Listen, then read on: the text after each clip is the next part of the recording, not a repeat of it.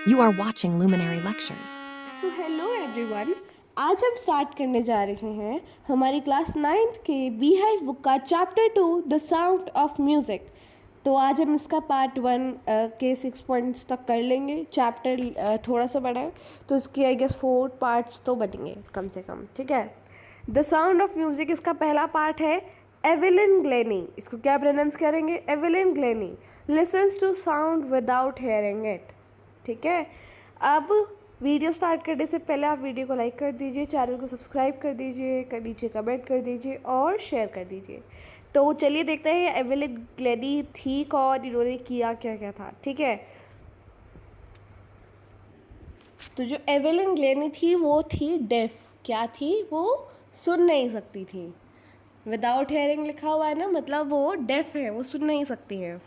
अब स्टार्ट करने से पहले हमारा चैप्टर की रीडिंग, इससे पहले हम पढ़ लेते हैं यहाँ पे क्या दिया हुआ है।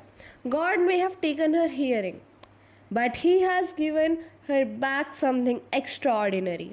तो मतलब जो गॉड है, जो भगवान है, उन्होंने उनकी सुनने की क्षमता ज़रूर भले ही ले ली हो, लेकिन उन्होंने उसे कुछ ज़्यादा अच्छा दिया है इन चेंज, ठीक है। What we hear she feels, जो हम सुनते हैं वो महसूस करती है। Far more deeply than any of us, कैसे महसूस करती है? इतना डीपली जितना हम भी नहीं कर सकते।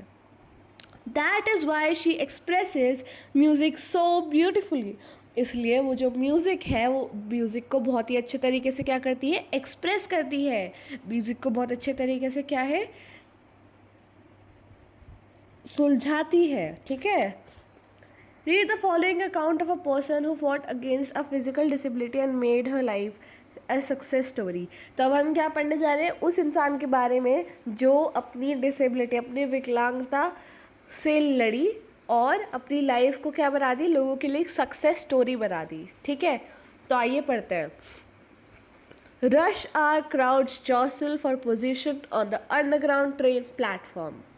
तो रश आवर मतलब होता है ट्रैफिक आवर, मतलब जिस वक्त बहुत ज़्यादा ट्रैफिक होता है ना।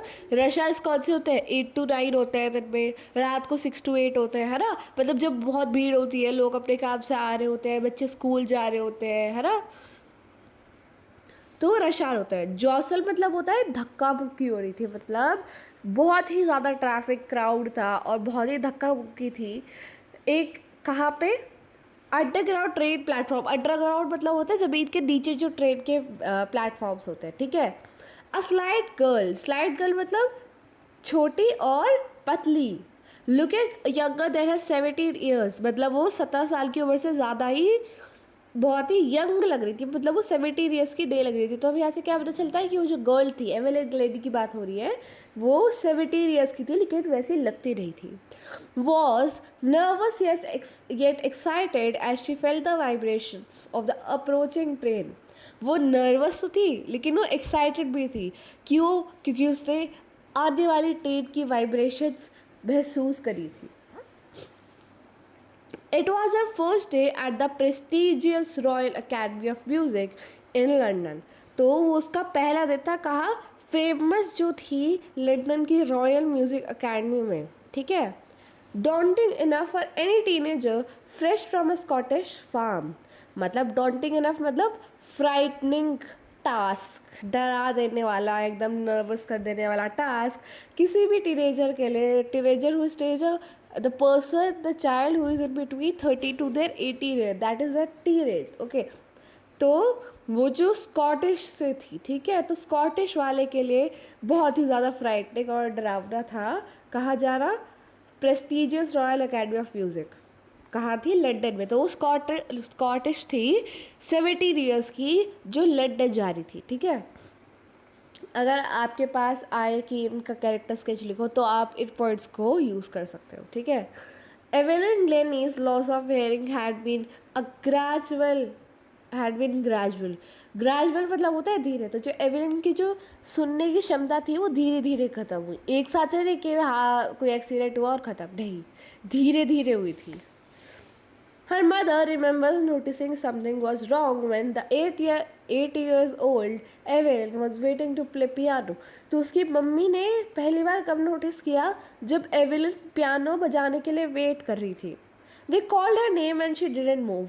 तो मतलब वहाँ वो बैठी हुई थी, उन्होंने उन लोगों ने उसका नाम बुलाया लेकिन वो हिली नहीं। तो उसके बाद उसकी मम्मा ने कुछ नोटिस किया ना कि हाँ इसको सुनाई क्यों नहीं दे रहा है। I suddenly realized she hadn't heard, says Isabel Glennie. तो 11 ग्लेनी की मदर का नाम क्या था? Isabel Glenny. हमें यहाँ से पता चल गया उसकी मम्मा ने क्या बोला। तो मुझे उस वक्त रियलाइज़ हुआ कि उसने बात सुनी ही नहीं है, उसको आवाज़ ही नहीं आई है। For quite a while, Evelyn managed to conceal her growing deafness from friends and teachers. तो जो कुछ वक्त के लिए तो एवेलिन ने क्या किया, अपनी जो डेफनेस थी वो अपने दोस्तों से और टीचर्स से छुपाने की कोशिश करी। But by the time she was 11 her marks had deteriorated. तो जैसे ही वो 11 साल की होने लगी, जब वो 11 साल की होने वाली थी तब तक क्या हुआ, उसके मार्क्स कम होने लगे, ख़राब आने लगे। क्यों? क्योंकि जब उसे सुनाई नहीं देगा, उसमें क्लास में अटेंशन ही नहीं रह पाएगी, है ना, तो उसके मार्क्स ही नहीं आएंगे। And her head mistress urged her parents to take a specialist। तो उसके जो पेरेंट्स थे, टीचर ने क्या बोला, हेड मिस्ट्रेस ने एडवाइस दी उसके पेरेंट्स को कि इसको स्पेशलिस्ट के पास लेके जाओ, कि इतनी अच्छी बच्ची थी, इसको सुनाई कैसे नहीं दे रहा है अब। It was then discovered that her hearing was severely impaired as a result of gradual nerve damage। तो फिर हमें क्या पता चला वहाँ से कि उसकी जो सुनने की क्षमता है, जो उसकी क्षमता है वो ख़त्म हो गई है, ठीक है, कि वो बहुत ही ज़्यादा ख़राब हो गई है, वीक हो गई है, सीवियरली इम्पेयर्ड हो गई है। क्यों एक्सट्रीमली वीकर्ड हो गई है? क्यों हो गई है? क्योंकि ग्रेजुअल हियरिंग डैमेज हो गया, धीरे धीरे जो नर्व होती है ना हमारी, वो उसकी डैमेज होने लगी थी। They were advised that she should be fitted with hearing aids। अब जब कोई सुनने नहीं पाता है या जिसको बहुत कम सुनाई देता है, उसको हम क्या देते हैं, उसके हम हेयरिंग एड्स लगाते हैं, है ना। और फिर उसको क्या है, उसको क्या एडवाइस दिया गया, लोगों ने क्या एडवाइस दिया उनके पेरेंट्स को कि उसको हेयरिंग एड्स लगाओ और उसको डेफ्स की स्कूल भेज दो। Everything suddenly looked black, says 11।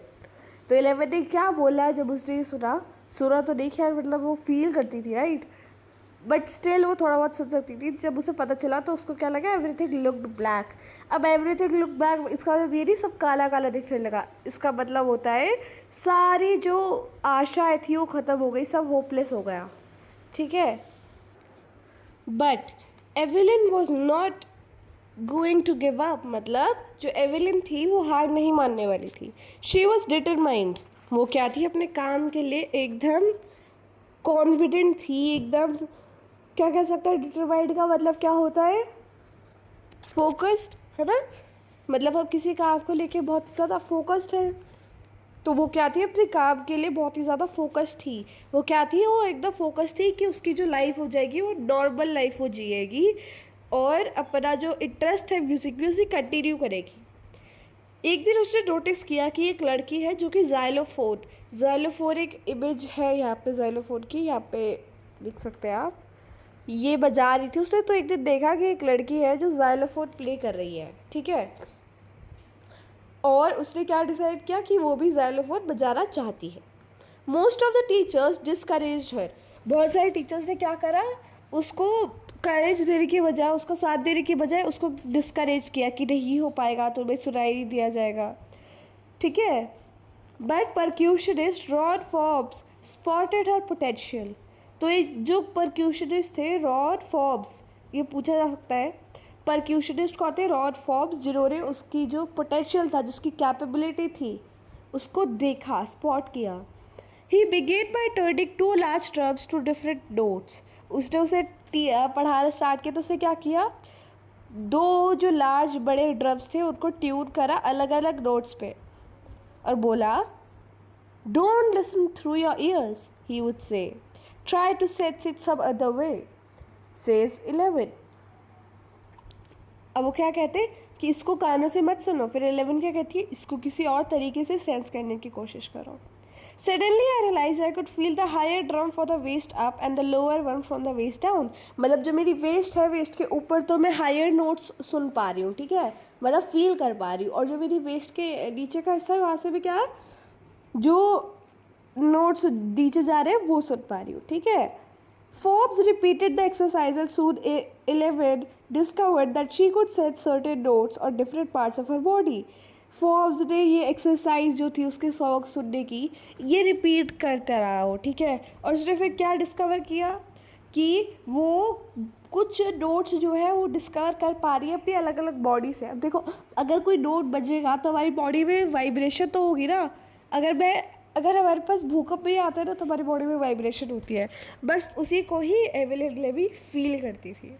I had learn to open my mind and body to sounds and vibrations. तो मैंने अपनी बॉडी को या समझा दिया है, सिखा दिया है ओपन रहना किसके साथ, वाइब्रेशंस और साउंड्स के साथ। The rest she was share determination and hard work. मतलब वो वैसे तो उसका बॉडी का और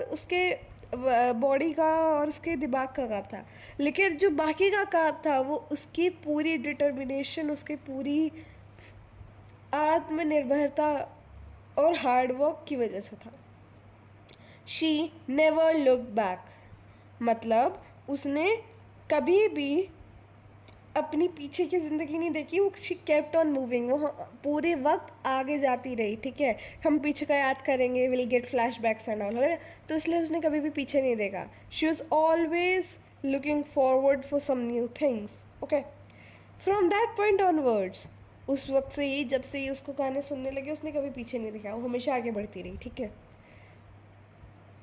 She toured the United Kingdoms with a youth orchestra, and by the time she was 16 she had decided to make music her life. तो उसने tour लिया यूके में, कहाँ, किसके साथ, यूथ ग्रुप ऑफ ऑर्केस्ट्रा मतलब होता है ग्रुप ऑफ म्यूजिशियन, मतलब जो यंग ग्रुप ऑफ म्यूजिशियन होता है उसे यूथ ऑर्केस्ट्रा बोलते हैं, ठीक है। And bye the time she was 16, and जब वो 16 ईयर्स तक की हो गई थी तो उसने डिसाइड कर लिया था कि वो म्यूज़िक को अपनी ज़िंदगी बनाएगी। She audition for the royal academy of music and scored one of the highest marks in the history of academy. तो उसने क्या किया, रॉयल अकेडमी म्यूज़िक की में ऑडिशन दिया और पूरी अकेडमी की हिस्ट्री में आज तक सबसे ज़्यादा हाईएस्ट मार्क्स स्कोर करे, ठीक है। She gradually moved on from the orchestral work to solo performances. Orchestra मैंने आपको बताया था ग्रुप ऑफ म्यूजिशियंस, वो पहले ग्रुप ऑफ म्यूजिशियंस की तरह काम करती थी, उसके बाद फिर धीरे धीरे किस में आ गई, सोलो काम करने लगी। अब आप बताओ ऑर्केस्ट्रा में काम करना ईजी होता है या सोलो में? ईजी ऑर्केस्ट्रा में होता है, ठीक है, क्योंकि सोलो में सारे इंस्ट्रूमेंट्स का ध्यान किसको, आपको ही देना पड़ता है, राइट। तो वो क्या हुआ, उसने अपने काम को और डिफ़िकल्ट बनाया, because she was determined, she was focused, she was confident. So वो कहते हैं ना, confidence is a key, she had that. At the end of a 3 years course she had captured most of the top awards. तो जब उनके 3 साल का course ख़त्म हो गया तो उन्हें क्या, वन ऑफ द उन्हें बहुत सारे टॉप अवार्ड्स मिले, जैसे इंडिया का भारत रत्न होता है, भारत रत्न जिसे हम बोलते हैं, है ना। ऐसे उन्हें बहुत सारे मिले, पर इंडिया से तो नहीं थी, जो उनकी कंट्री के होता है बहुत सारे टॉप अवार्ड्स मिले, ठीक है। And for all this Evelyn wouldn't accept any hint of heroic achievement. इन सब कामों के लिए एवेलिन ने कोई भी ऐसे नहीं माना कि हाँ मैंने बहुत ही बड़ा काम किया है, उसने कोई भी अपना हीरोइक अचीवमेंट, अपनी खुद की तारीफ नहीं मारी। If you'll work hard and know where are you going you'll get there. अगर आप ज़्यादा हार्ड वर्क करोगे और आप जाते हो कि आप कहाँ जा रहे हो, किस रास्ते पे जा रहे हो, तो आप वहाँ पे पहुँच जाओगे। हमने वो चैप्टर पढ़ा था ना, कौन सा चैप्टर था जो हमने अभी स्टार्ट किया था इससे पहले, द रोड नॉट टेकन, है ना। तो रोड नॉट टेकन में चॉइसेस थी, सेम यहाँ पे है। अगर आप अच्छे से हार्ड वर्क करोगे और आपको पता है आप कहाँ जा रहे हो तो आप उस जगह पे ज़रूर पहुँच जाओगे। And she got right to top the world's most sought after multi-percussionist with a mastery of some 1000 instruments। तो अब वो कहा, वो एकदम टॉप पे पहुंच गई। किसके टॉप पे पहुंच गई? वर्ल्ड के सबसे ज़्यादा डिमांड वाले मल्टी परकशनिस्ट। और किसके साथ उसने मास्टर करा? Mastery of some 1000 instruments. सोचो, क्या आपने किसी भी एक इंस्ट्रूमेंट में मास्टर करा है? उसने हज़ारों में करे, है ना। तो थाउजेंड्स ऑफ इंस्ट्रूमेंट्स में उसने मास्टरी करी और बहुत ही ज़्यादा बिजी इंटरनेशनल शेड्यूल हो गया। क्यों? क्योंकि भाई एक इतनी अच्छी लड़की है ना, one of the top awards हैं, तो पीपल हैड क्यूरियोसिटी, राइट, वो डिमांड में थी, बहुत ही शॉर्ट थी। ठीक है, इसका 6 पैराग्राफ दूसरे पेज से है। इस वीडियो में हम इतना ही पढ़ेंगे, अगले वीडियो में 6 से स्टार्ट करेंगे। इस चैप्टर को अच्छे से रीड करिए और वेडनेसडे की वीडियो के लिए रेडी रहिए। तब तक के लिए थैंक यू वेरी मच।